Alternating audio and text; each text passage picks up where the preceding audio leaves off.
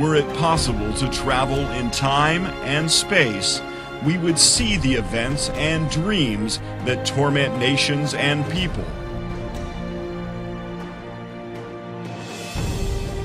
We could pinpoint where their identities and civilizations come from.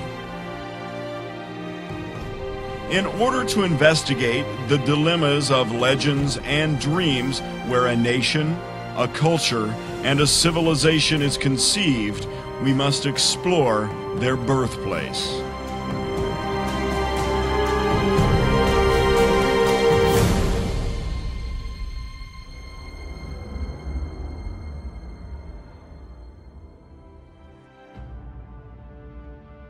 Situated in a peninsula where it looks like nature is cradling the city in its lap, Butrint speaks its own language, magical in its landscape and mysterious in its history and events. Everyone needs legends, and Butrint is full of them. The city here was founded by mythical association with the Trojans, the refugees who fled the destruction of Troy by the Greeks. The earliest archaeologists who came to work at Butrint came to find those Trojans. They came to find their footsteps. And the area behind me is the first part of the city they began to work. How true are those legends? Were the early inhabitants of Butrint really Trojans? Well, it's difficult to say, and archaeology doesn't really speak about these things. Certainly, the legend had very, very deep roots in this area and in the rest of the Mediterranean. And indeed, in the Roman period, under the Emperor Augustus, the great poet Virgil produced a major poem about the travellings and wanderings of Aeneas that became the mythical foundations, not just for Butrint, but for the whole Roman world itself. I saw before me Troy in miniature, a slender copy of our massive tower, a dry brooklet named Xanthus, and I pressed my body against a Scaean gate. Virgil speaks about the city as if it were the new Troy.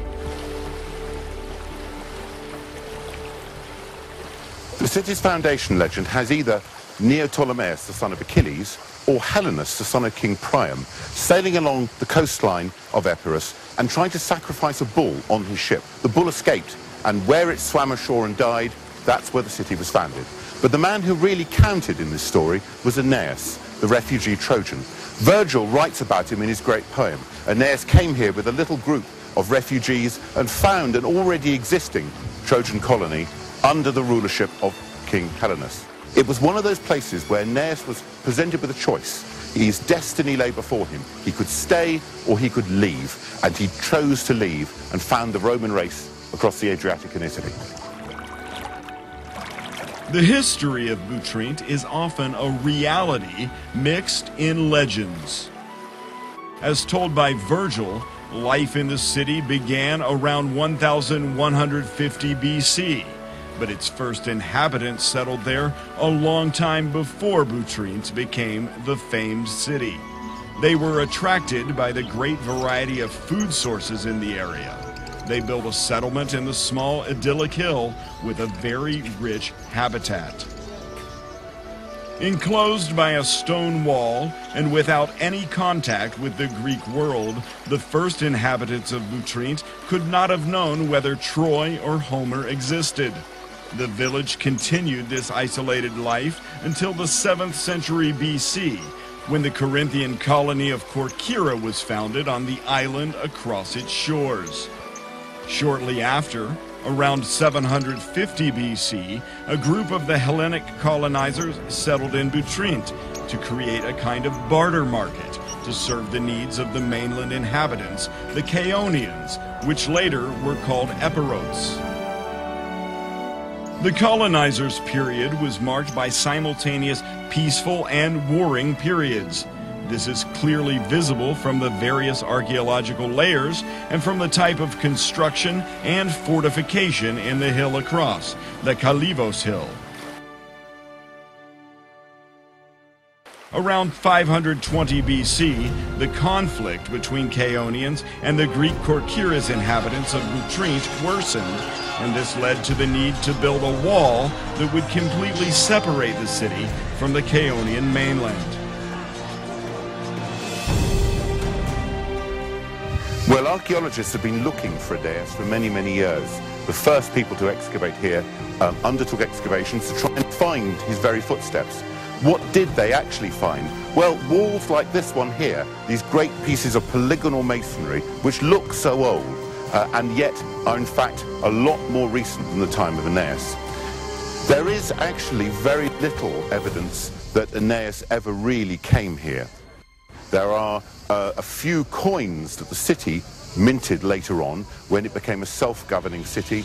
It produced a whole series of coins with elements of its legends built into them. It was very proud of the association with the Trojans, with Aeneas. The actual city itself seems to have been founded on the Acropolis Hill, the highest point of Butrint, and there archaeology has found a certain amount of evidence for material, a small settlement, a small fortification with walls a lot smaller than this, probably dating to the 8th century BC. So we're looking back to the late Neolithic, to the Bronze Age. This will be the time when Butrint was actually founded. The Trojan legend came later. And yet, is there smoke without fire? For some reason, Butrint was cashing in. It was trying to make credit out of its association with Troy and the Trojans. Oh, my Butrint, we are both older than anyone remembers. You, thousands of years old. The gods, older than you. And I, older than the gods. It would be a mistake to neglect the city foundation legend. We need it to understand the birth of the city. It is like the city has one birth, but many legends about this birth. This makes us believe that history has been so kind to the city. Its birth takes the form of divine legends.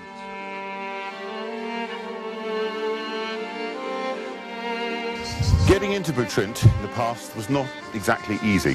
The Vivari Channel prevented you from coming here by road, except across the single bridge that existed, leading you into the city centre.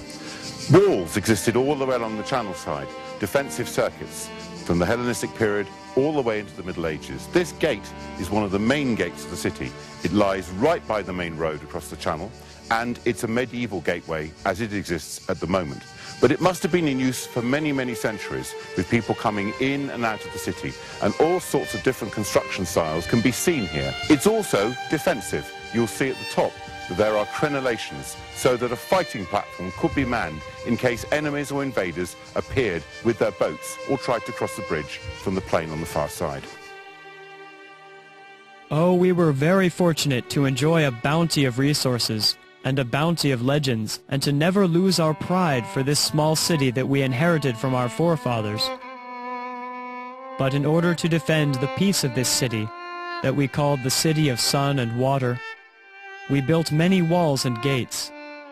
Not because we were afraid. We never wanted war. But there is no history without it.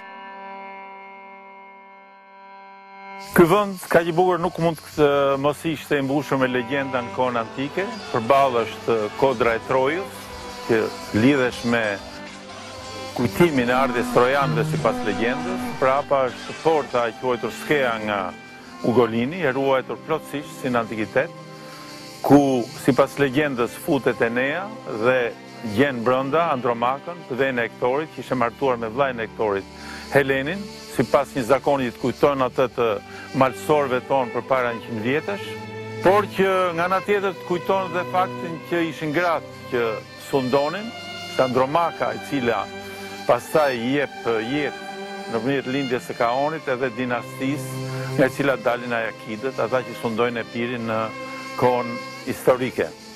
Dhe nga ana tjetër, mbi shkrimet e teatrit dëshmojnë qartë, ndryshe nga bota greke, ishte një botë ku gruaja luan një rol të veçantë, sepse ishin gratë që kishin drejt trashëgimit pasurive që s'ndodhën në Greqi, ishin gratë që jepnin edhe lejen për lirimin e sklevrëve, që ishte një gjë unike për botën antike. në Epir, në Iliri, edhe në Maqedoni, në një botë që ishte në veri të botës greke.